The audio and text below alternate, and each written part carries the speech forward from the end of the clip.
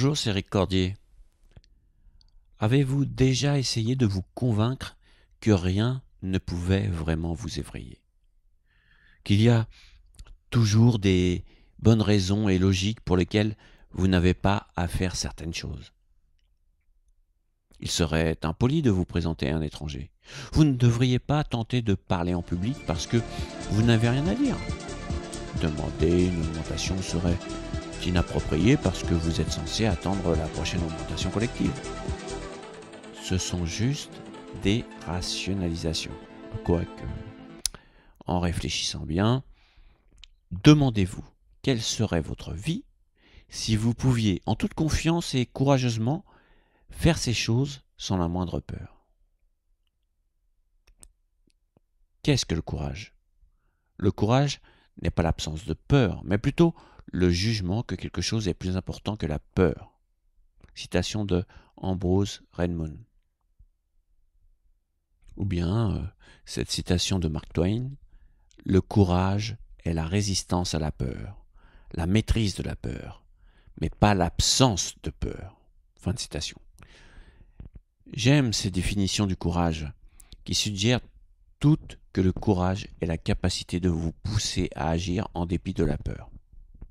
Le mot courage vient du mot latin cor, qui signifie le cœur. Mais le vrai courage est plus une question d'intellect que de sentiment. Il nécessite l'aide de l'unique partie humaine de votre cerveau, le néocortex, pour arracher le contrôle au cerveau limbique émotionnel que nous partageons avec les autres mammifères. Votre cerveau limbique signale le danger, mais le néocortex déduit que le danger n'est pas réel, de sorte que vous sentez tout simplement la peur et agissez de toute façon. Plus vous apprendrez à agir en dépit de la peur, plus vous deviendrez humain.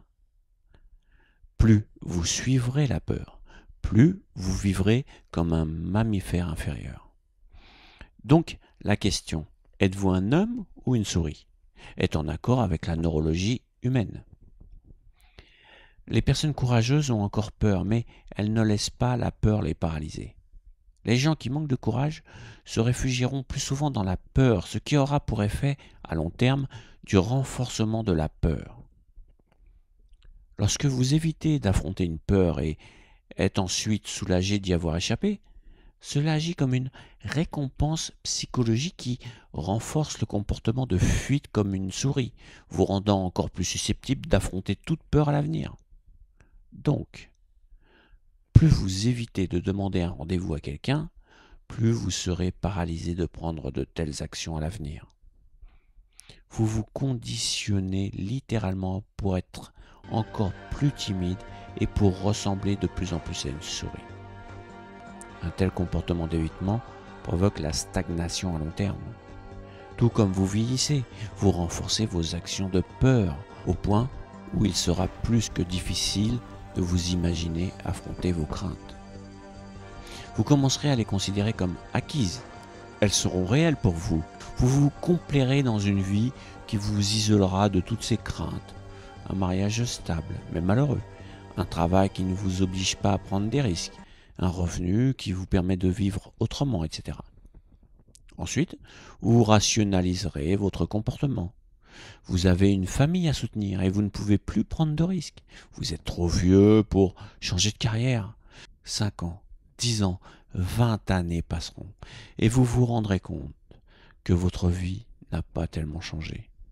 Vous vous êtes adapté.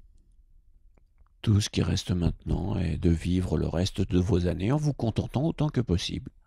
Puis, de vous enraciner là où vous ressentirez enfin une protection, une sécurité totale. À bientôt, au revoir.